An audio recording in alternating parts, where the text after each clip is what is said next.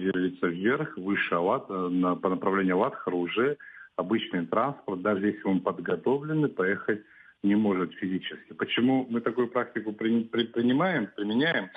На каком бы транспорте люди не были, на каком бы, как выражаются наши граждане, не были подготовлены, на каком уровне не были бы подготовлены, безусловно, зима в горах – это особое природное явление. И, как правило, наши граждане не готовы. Мы сталкиваемся с очень большими сложностями, когда заезжают к нам на территорию вот до закрытия дороги, когда машина проехала определенный промежуток, где-то кто-то уходит в кювет, где-то машина переворачивается, определенные сложности и очень много сложных работ, которые наши сотрудники осуществляют в плане вызволения этих ребят, граждан, которые решили чуть больше, чем в озеро Лица подняться и увидеть.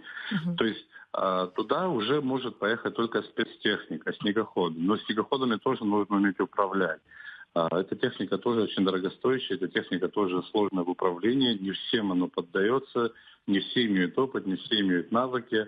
У нас, безусловно, есть ряд специалистов, которые умеют этой техникой пользоваться, эту технику обслуживают, но это техника, которая стоит на службе национального парка как производственная необходимость. А так вот в массовом смысле ее мы эксплуатировать, к сожалению, не имеем пока такой возможности. И, к сожалению, условий пока таких нет на территории национального парка.